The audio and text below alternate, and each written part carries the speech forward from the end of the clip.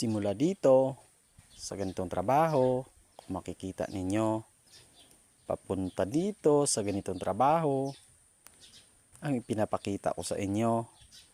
Pagkatapos, dadalhin dito, papunta na naman dito.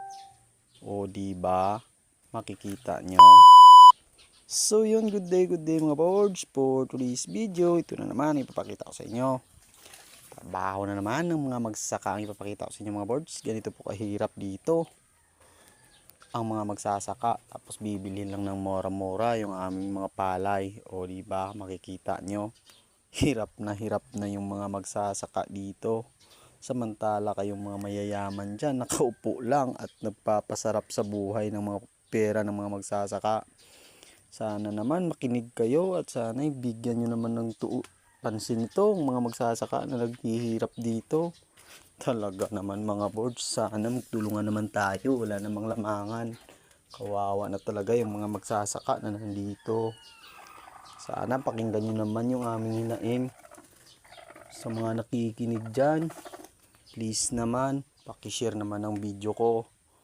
Sana po ma-share at ma-like nyo ito. Sa mga nakarelate dyan, ang mga magsasaka, sana po pakinggan nyo rin ako. Sana din po ay ma-follow and like nyo yung page ko.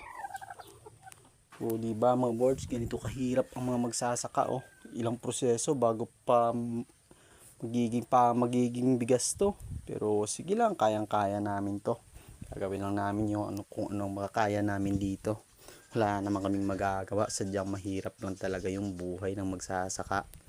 Pero wala tayong gagawin kundi yung sa tama lang talaga. Kaya ngayon, gagawin natin kung anong nararapat mga boards, diba? Yan lamang po. Thank you.